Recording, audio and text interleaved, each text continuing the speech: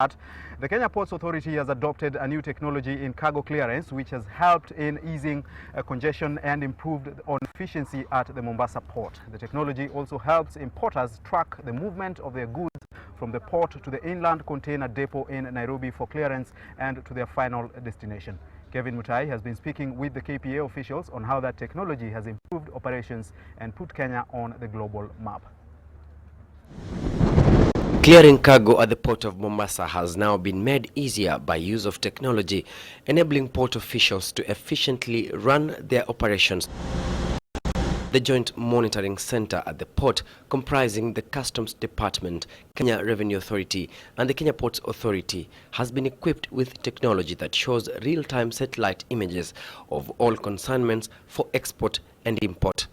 All cargo earmarked for rail transport are fitted with specific codes that gives real-time updates to the owner on the position of their containers. When it's activated, the information goes to the owner in form of messaging. So for example, the message will read, container XYZ has been offloaded at the Mombasa port and yet to leave. So when it leaves again Port Trees, it will generate another message to the owner. Your container is leaving Port Trees. When it reaches Nairobi terminus, another message goes to the owner. Your container has arrived at Nairobi terminus. Yeah. And finally, the last message, we have 4 messages. The last message is when it arrives at Nairobi ICD.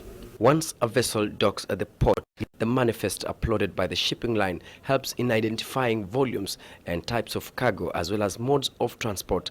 The sensors installed at the facility can also deter illegal cargo and will raise alarm in case of any incident like burglary. You can also use this system to trace your consignment. This is the train, and with a click of a button also you can just check on the status of the container. It's traveling at what speed. For instance, this is going at 71 kilometers per hour, and if at all the consignment has been diverted via road, you can also come back into the system and check. For instance, this one is going off-road and it's being transported via a lorry, and by also a click of a button you can know the exact position where the container is, the content of the consignment, and it gives you real updates on where the consignment is headed to. We can be able to keep, let's say, history. We can be able to download journey maps of the container.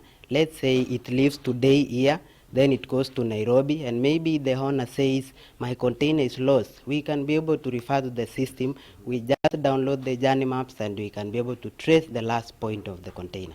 The information collected can also detect containers that have been lying at the port for longer periods, and the data is used in prioritizing cargo that need to be ferried to the inland container depot in Nairobi for clearance. When the cargo manifest has been received, we are able to actually then filter and identify cargo that is due for railage.